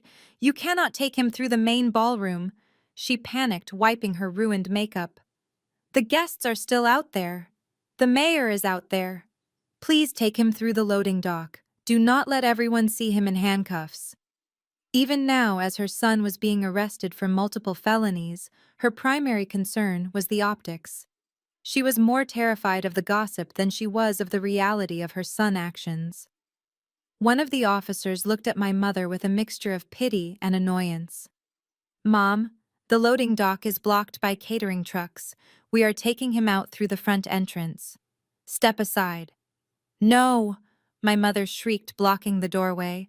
You will ruin our reputation. Our family will be a laughingstock. Donovan stepped forward, smoothly intervening before the officers could arrest my mother for obstruction. He placed a firm hand on the door, holding it open for the police. Your reputation was ruined the moment your son decided to play pretend with federal loan documents, Donovan said cleanly. The police have a job to do. I suggest you let them do it before I advise them to add obstruction of justice to the list of charges tonight. My father grabbed my mother's arm, pulling her out of the way. He watched helplessly as the officers marched Trayvon out of the kitchen. The golden child, the flawless heir to the family legacy, was paraded through the hallway in steel handcuffs, weeping like a broken child. I stood beside Sloane, watching the culmination of 29 years of toxic enabling walk out the door. Sloane shook her head, a grim smile touching her lips. I have dealt with narcissistic founders and cutthroat hedge fund managers, Sloane murmured, keeping her eyes on the retreating figures, but your family takes the prize for absolute delusion. They really thought you would just open your checkbook and buy his freedom. They have been expecting me to pay for his existence since we were kids, I replied, turning to face her. They just never realized the price would eventually be this high. My father turned back to me, his eyes filled with a dark, venomous hatred. You destroyed this family today, Sela, he hissed, his voice trembling with rage. You stripped us of our dignity. You humiliated us in front of Atlanta elite. I hope your millions keep you warm at night because you have no family left. We are done with you. I looked at the man who had spent my entire life treating me like an afterthought. I felt a profound sense of liberation settling deep into my bones. You think this makes you powerful, Sela, my father demanded, taking a heavy step closer to me. His chest puffed out in a final desperate display of patriarchal authority, a hollow attempt to regain control of a room that had entirely slipped from his grasp. You think handing your own flesh and blood over to the system is a victory? I did not hand him over. Dad, I replied, my voice cool and unbothered. His own actions did. Look at what you are doing, Desmond roared, pointing a trembling finger toward the hallway where the 2 police officers were currently reading Trayvon his rights. You do not let white cops take your black brother away in handcuffs to ruin his legacy. You do not feed our men to a system designed to destroy them. We are supposed to protect our own. You are throwing him to the wolves and ruining his life forever. Do you have any idea how hard I worked to build the Blackwood name in this city? How much I sacrificed so my son could walk into rooms and command respect? I stared at the man who dared to use the very real struggles of our community as a shield for his son's pathetic criminality. The sheer audacity of his argument was suffocating, but I refused to let him manipulate the narrative. Do not you dare stand there and weaponize our race to defend a thief? I said, my voice sharp enough to cut glass. You want to talk about protecting black men, Dad? What about protecting black women? What about the black woman standing right in front of you who built a 9-figure tech empire from nothing while you were busy co-signing your son's delusions? He is your brother. My father insisted, his voice cracking with stubborn pride. He made a mistake, but he was trying to build a dynasty. He is a liability, I snapped back, refusing to let him breathe. You want to talk about the system destroying him? Let us talk about the system, Dad. If Sloan's auditors had caught that fraudulent loan before Donovan did, the federal government would have come for me. They would have frozen my corporate accounts, raided Aura's headquarters, and dragged me, a black female founder, into a federal courtroom for wire fraud. Would you have cared about the system then, Dad? Would you have thrown yourself in front of the police to protect me? My father's mouth opened, but no sound came out. He looked away, unable to meet my gaze. No, I answered for him, watching the truth drain the remaining defiance from his face. You would have let me take the fall if it meant keeping your golden boy out of trouble. You would have sacrificed me in a heartbeat just to keep up appearances at your golf club. You would have watched them put me in a cell, and you would have blamed me for not securing my identity properly. My mother was still weeping on the floor, but my father seemed paralyzed by the undeniable reality of my words. For years, he had paraded Trayvon around Atlanta, introducing him to prominent pastors and local politicians, treating him like the crown prince of a kingdom that did not even exist. Meanwhile, he had hidden me away, ashamed that his daughter preferred coding in a hoodie over joining the right sorority and marrying a doctor. I was trying to build a legacy for this family, my father muttered, looking down at his expensive leather shoes. A family empire that people would respect. A legacy for the next generation. His legacy is laziness and deceit, I said, stepping right into his personal space, forcing him to look me in the eye. He has never built a single thing in his life except a mountain of debt and a trail of victims. You spent 32 years looking for a legacy in a son who only knew how to take. You handed him your retirement, your dignity, and your reputation, and he gambled it all away at a blackjack table. I paused, letting the silence stretch between us, making sure my next words would carve themselves into his memory forever. I was your legacy, Dad.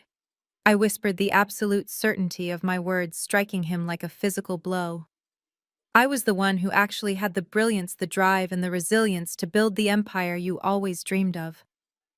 I was the one who possessed the true Blackwood work ethic. But you trampled on me because I was not the son you wanted. You looked right past a self-made billionaire because you were too busy polishing a piece of cheap brass, hoping it would turn into gold. So now you get to watch your actual legacy walk out the door while your fake one goes to prison. Donovan stood quietly beside me, his presence a solid wall of legal protection. Sloan watched my father with a look of clinical pity, recognizing the tragic comedy of a man who had bet his entire life on the wrong horse. My father seemed to age 10 years in a matter of seconds. His shoulders slumped, and the authoritative fire in his eyes was completely extinguished. The realization that he had discarded the very daughter who could have given him everything he ever wanted finally crushed the last of his arrogant spirit. He had nothing left to say.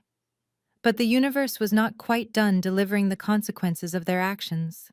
Before my father could formulate a pathetic apology, before my mother could let out another agonizing sob, a new voice broke through the heavy tension of the kitchen. The venue manager, the same woman who had initially confronted Trayvon about the declined credit card, practically sprinted through the swinging doors. She looked completely frantic, her tablet clutched tightly to her chest, her professional composure entirely shattered. "Mr. Blackwood?" She gasped, breathless and wide-eyed, looking directly at my father. "You need to get out to the grand foyer right now." What is it? My father snapped, annoyed by the sudden interruption, but clearly panicked by her tone. Are the police causing a scene?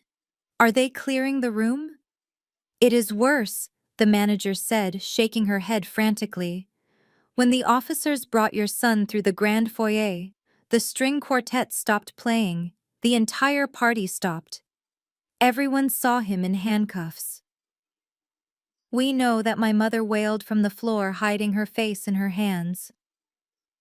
It is a total disaster. Our reputation in this city is ruined. What will the church members think? They are not just watching, the manager interrupted, her voice rising in sheer absolute panic. They are recording it. Half the guests in the ballroom have their phones out. They are live streaming your son's arrest to social media right now. My mother let out a sound that was half gasp, half scream. Live streaming. She repeated the words, stumbling out of her mouth, as if she could not comprehend them. The church elders are out there. The mayor is out there. Desmond, do something. My father pushed past the venue manager, throwing open the heavy kitchen doors. The sound of the grand foyer hit us like a physical wave. It was not the polite murmur of high society mingling. It was the chaotic buzz of 300 people whispering, pointing, and holding up their glowing smartphone screens. Through the gap in the doors, I could see the flashes of camera phones illuminating the hallway as the police marched my brother toward the main entrance. His head was bowed, his shoulders shaking, but the digital footprint of his humiliation was already permanent. "Shut it down!" my father yelled at the manager, his voice cracking with sheer panic. "Cut the Wi-Fi, confiscate their phones. You have to stop them from recording my son." The manager looked at my father with utter disbelief. "Sir, I cannot confiscate the personal property of 300 guests," she said, her professional tone entirely gone. "Your son is being arrested for a felony in the middle of a private event. My staff is calling corporate right now to distance our venue from this scandal. You need to leave." Before my father could argue, the kitchen doors swung open again, pushing him back. A tall, distinguished white man with silver hair and a tailored charcoal suit stepped into the room. He was followed closely by a woman wearing diamonds that cost more than my parents' entire net worth. It was Sloane Father Harrison and her mother, Catherine.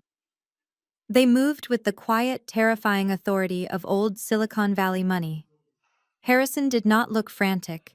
He looked like a man who had just narrowly avoided stepping on a venomous snake.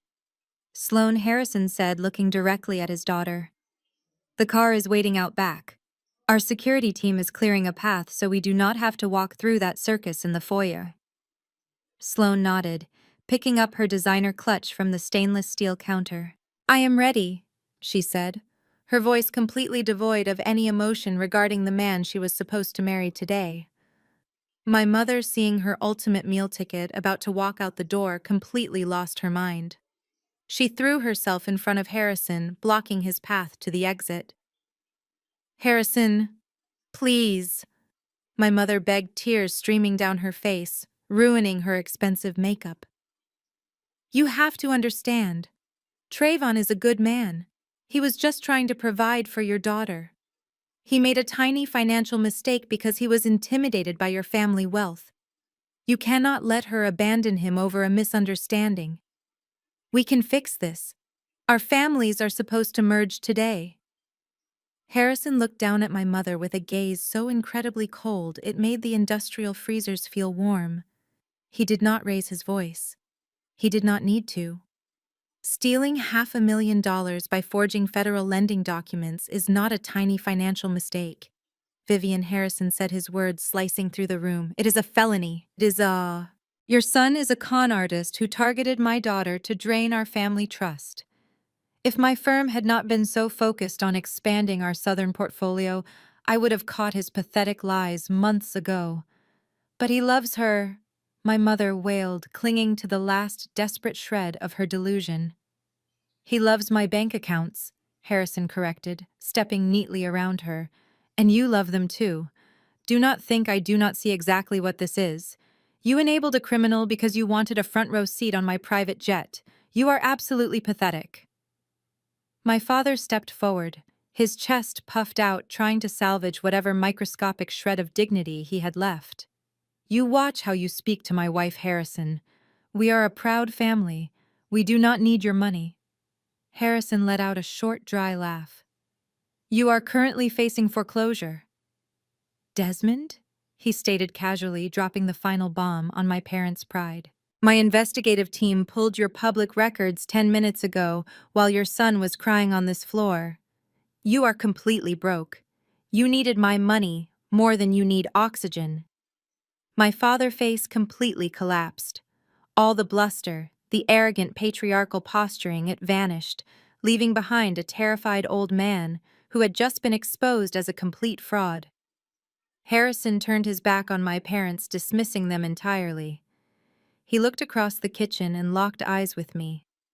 The contempt in his face faded, replaced by a look of profound professional respect. He walked over to where I stood next to Donovan. "Selah," Harrison said, extending his hand.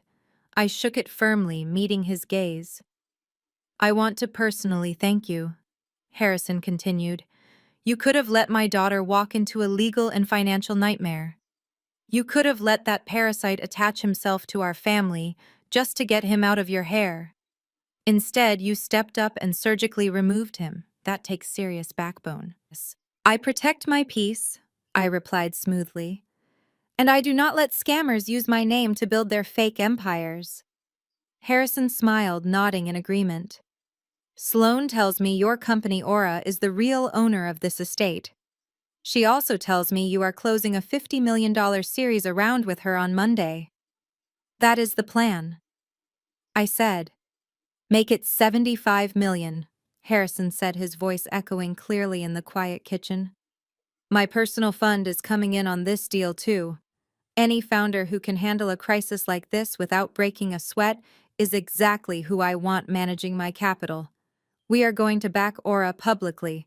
By next week, everyone in the tech industry will know your name, and they will know you have the full weight of our network behind you." "I appreciate the confidence, Harrison," I said, giving a polite nod. "My legal team will send over the revised term sheets tomorrow." Harrison turned to Sloan. "Let us go," he said. They walked toward the back exit of the kitchen, leaving my parents standing in the wreckage of their shattered dreams. The heavy metal doors closed behind the wealthy Silicon Valley family with a definitive thud. The silence that rushed back into the kitchen was heavy and suffocating. I watched my parents process what had just happened. The gears were slowly turning in their heads. They had not just lost their reputation tonight. They had not just watched their golden child get hauled off to jail for federal crimes. They had just watched the billionaire safety net they had been banking on for months literally walk out the back door and hand $75 million to the daughter they had treated like garbage. My mother slowly turned to look at me. Her eyes were completely empty, devoid of the arrogant spark that had defined her entire personality. The reality of her situation was finally crashing down on her. The country club was gone. The church prestige was gone. The son she worshipped was in a police cruiser, and the house she lived in was going up for auction. She looked at my designer dress. She looked at the iPad in my hand that controlled a tech empire, and then she looked at Donovan, my highly paid corporate attorney. She finally realized that the only person left in the universe who could save them from absolute destitution was the very person they had been trying to throw away all night. My father swallowed hard, his hands shaking at his sides. The terrifying truth dawned on both of them at the exact same moment. They were out of options, and they were completely at my mercy. "Selah," my mother whispered, taking a slow, hesitant step toward me, her voice trembling with a new kind of desperation. "Baby, please, we need to talk." I did not move a single muscle. I just watched her approach, taking in the absolute ruin of her carefully curated appearance. The woman who had spent my entire childhood telling me to stand up straight and fix my hair was now slouching like a defeated animal. Her designer gown was stained with kitchen water, and her heavy diamond earrings looked ridiculous against her tear-streaked face. "Do not call me baby mom," I said, my voice flat and unyielding. You lost the right to use pet names the moment you begged me to commit perjury for the man who stole my identity. My father stepped up beside her. His shoulders slumped, but his eyes still darting around as if searching for a magical loophole that would save his pride. Selah. Listen to reason, Desmond pleaded, trying to inject a tone of parental authority into a situation where he had absolutely none. Harrison is right. We are completely broke. Trayvon drained the reverse mortgage and the bank has been sending notices for months. We hid them because we thought the wedding would bring in the capital to save the property.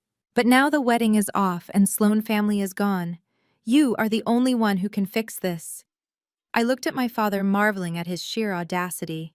You want me to fix the mess you created to fund your golden boy gambling addiction? I asked. You have to, my mother cried out, reaching for my hand. But I took a deliberate step back, causing her to grasp at empty air. You just secured $75 million from Harrison. Your company is worth nearly $1 billion. Paying off the $90,000 we owe in back payments is nothing to you. It is literal pocket change. You could swipe your card right now and save our home.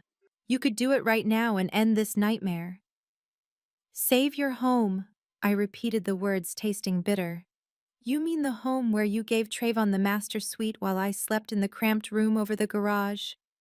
The home where you hosted lavish Sunday dinners and told the entire congregation I was a failure because I did not have a husband? The home where you hung his fake college degree on the wall while throwing my business plans in the trash? That home. My father's jaw tightened, his hands curling into fists at his sides. This is not the time to be petty about childhood grievances, Selah.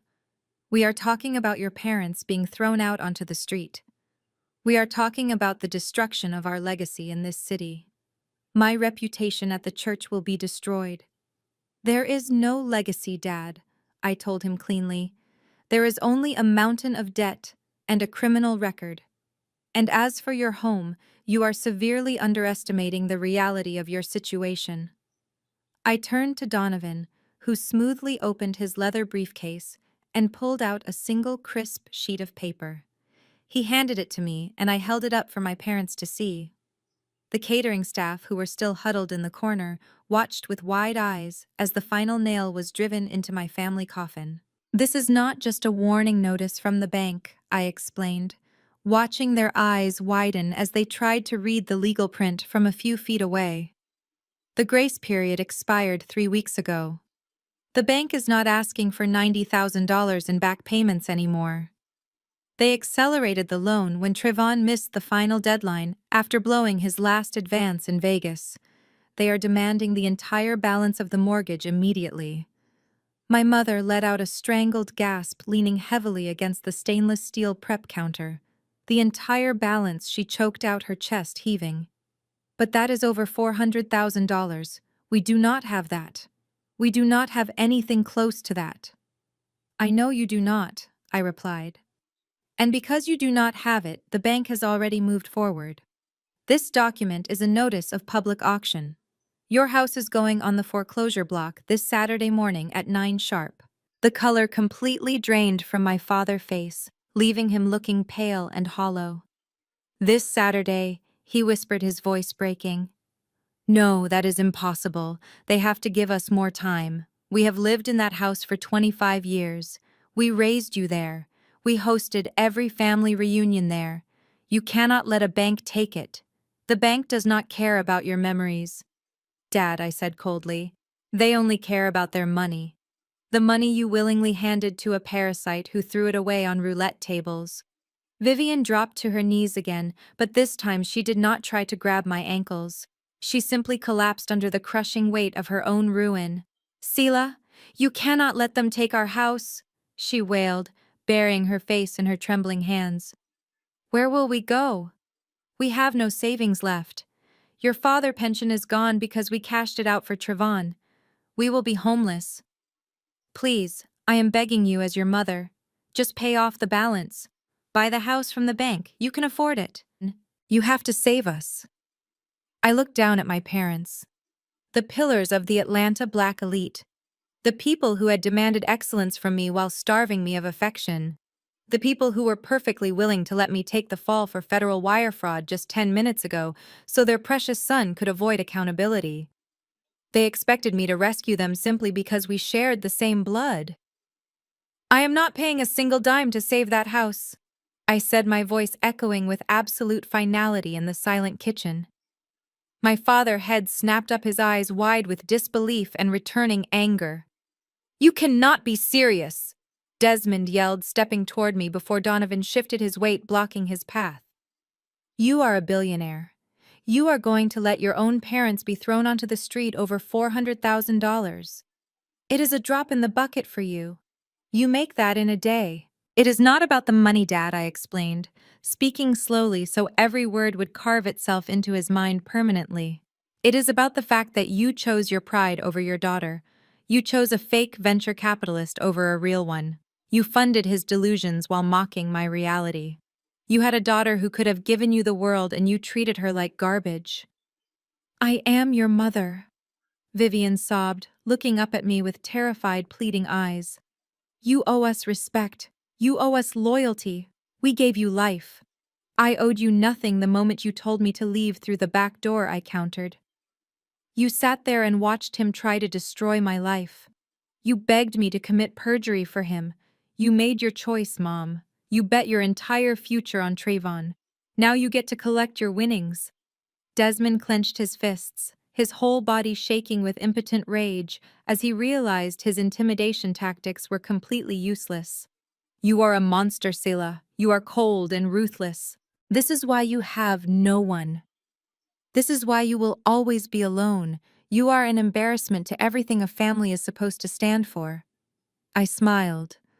It was not a happy smile, but a cold, calculated expression of total victory.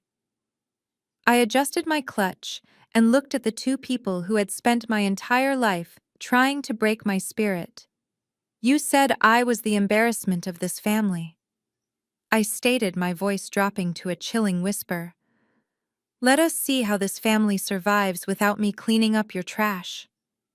I did not wait for my father to formulate another pathetic excuse. I did not wait for my mother to shed another manipulative tear. I simply turned on my heel and walked away. My designer heels clicked against the wet tile of the catering kitchen, a steady, rhythmic sound that felt like a countdown to their absolute ruin. The heavy oak doors swung open as I stepped back into the grand hallway of the Buckhead estate. The atmosphere had completely shifted. The string quartet was gone. The polite chatter of the Atlanta elite had been replaced by a heavy, suffocating silence. Hundreds of guests were standing around, clutching their champagne flutes, staring toward the main entrance. I followed their gaze. The two police officers were marching Trayvon through the massive front doors. His head was bowed, his shoulders hunched. The flashing red and blue lights from the squad cars parked in the circular driveway cut through the warm ambient lighting of the mansion. The harsh strobe effect illuminated the sheer terror on my brother's face. The golden child, the untouchable heir to the family legacy, was being shoved into the back of a police cruiser like a common street criminal. Behind me, I could hear the agonizing sounds of my parents realizing their world was over. My mother burst through the kitchen doors, her ruined dress dragging across the marble floor. She let out a loud, gut-wrenching wail that echoed off the vaulted ceilings. It was not a dignified cry. It was the raw, ugly sound of a woman watching her ultimate status symbol being hauled away to a federal holding cell. She stumbled toward the open front doors, reaching her hands out into the cool night air, but the police cruiser was already pulling away. My father followed her, but his steps were slow and heavy. He did not shout at the police. He did not try to invoke his church titles or his community standing. The notice of public auction I had left on the prep counter had completely broken him. Desmond slumped against the heavy wooden doorframe, watching the taillights of the police car disappear down the long private driveway. His chest heaved, but his eyes were empty. He was a man who had spent his entire life building a kingdom of lies, and now he was standing in the rubble with absolutely nothing left to his name. There was no cinematic moment of reconciliation.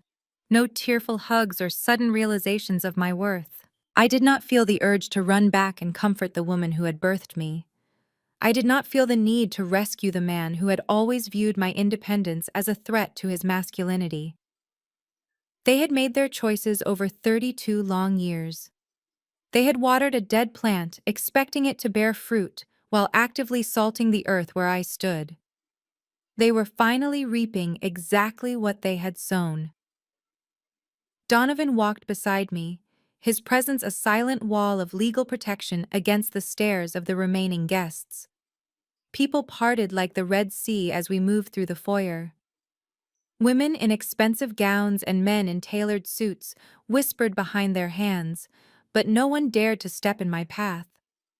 They had all witnessed the destruction of the family image. They all knew that the quiet daughter they had ignored all night was the one holding the executioner's sword. I stepped out into the cool Atlanta night air. The humidity was thick, but it felt incredibly refreshing against my skin. The property manager, the one Trevon had tried to intimidate earlier, was standing near the valet podium. She gave me a small, respectful nod as I approached. I nodded back, a silent acknowledgement between two women who knew exactly how to handle entitled men. A sleek black SUV pulled up to the curb. Donovan opened the rear door for me, and I slid into the plush leather seat. He closed the door, stepping into the front passenger side. The driver put the car in gear, and we smoothly pulled away from the mansion. I looked out the tinted window as we drove down the sweeping driveway. I could see the silhouette of my mother still collapsed on the front steps, her wails fading into the distance. My father was just a shadow standing over her, unable to fix the mess he had actively created. I leaned my head against the cool glass of the window and took a deep, steadying breath. The heavy, crushing weight of family expectation that I had carried on my shoulders since childhood was completely gone. The desperate need to prove my worth to people who were committed to misunderstanding me had vanished. I did not feel angry anymore. I did not feel sad. I just felt an overwhelming sense of peace. I thought about the cultural expectations that had kept me tethered to them for so long. The endless sermons about honoring your mother and father, regardless of how they treated you. The toxic loyalty demanded by a community that often confuses enduring abuse with showing strength. Black women are always expected to be the unconditional healers, the financial safety nets, the silent pillars holding up crumbling foundations. We are told to pray away the disrespect, to turn the other cheek, when our achievements are minimized, to simply swallow our pride to protect the image of the Black family. But keeping a toxic family intact is not a badge of honor. It is a prison sentence. I refuse to serve another day in their prison. I refuse to let my hard-earned wealth become a bandage for their severe generational dysfunction. They had worshipped the ground Trayvon walked on because he was the male heir, the one carrying the family name. They believed his potential was a given, while my success was just a lucky accident. They banked everything on his fraudulent charm and completely ignored the quiet, relentless grind that actually builds an empire. Karma is not always a mystical force that balances the scales of the universe. Sometimes karma is simply a boundary firmly set and strictly enforced. Sometimes karma is letting people drown in the very ocean they tried to push you into. My parents had spent my entire life trying to shrink me so my brother could look taller. But you cannot shrink a self-made woman who built her own table when she was denied a seat at yours. As the SUV merged onto the highway, leaving the exclusive Buckhead neighborhood behind, I closed my eyes. The chaotic noise of the engagement party, the flashing police lights, the desperate begging of my parents, they all faded into the background. Tomorrow morning, the banking officials would begin the foreclosure process on my parents' house. Tomorrow morning, Trayvon would wake up in a holding cell facing federal charges that carried decades of prison time.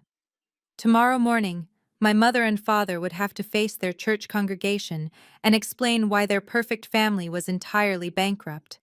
But tomorrow morning, I would wake up in my penthouse completely free from their toxicity. I would go to my office, sit at the head of my boardroom, and sign a $50 million deal. I had cleaned up their trash for the very last time exactly 1 month later. The warm, humid air of Atlanta had been entirely replaced by the crisp, sunny breeze of Silicon Valley. I sat at the head of a massive mahogany conference table inside a glass-walled boardroom that overlooked the sprawling California Tech campus. Across from me sat Sloan, looking effortlessly commanding in a tailored white blazer. Between us sat a stack of legal documents finalizing the $75 million series of funding round that would officially take Aura global. Donovan stood by the window, reviewing the final transfer confirmations on his tablet. The energy in the room was electric, but perfectly controlled.